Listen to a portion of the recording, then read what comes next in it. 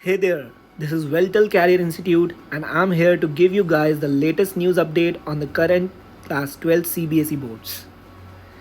So, you must have heard a high level committee headed by our respective PM on June 1st took a bold decision to cancel the 12th board exams due to the current COVID 19 pandemic.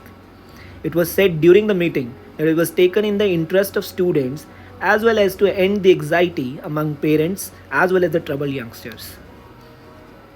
Are the state boards following the same example? Definitely yes. I've included some states here like Gujarat, Maharashtra, UP, Uttarakhand, Tamil Nadu, Karnataka, and Telangana already following the example of the state CBSE boards and cancelling the state board examinations. Others, they are yet to take a decision. So, what's next, guys?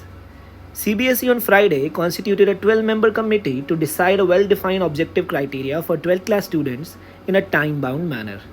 The committee comprised of Joint Secretary Education Vipin Kumar, commissioners of KV and Navodaya Vidyalayas, as well as representatives from CBSE University Grants Commission. This committee will have to submit its report by June 15th. So, an alternate model of assessment based on internal tests conducted by schools to constitute the results. By experts, it is expected that the model will take the average of the entire year's tests. So, will it be all well if it ends well scenario?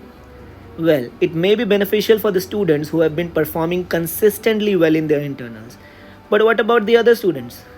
Well, it is feared that it may be unfair to take previous marks into the final result as some students were hoping to improve their score.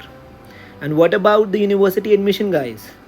Will there be a revision of cutoffs? Definitely, there should be a revision of cutoffs, and the students who wanted to study abroad, they will have to look into it as well, because the universities also take 12th marks into consideration for the students who are wanting to go abroad.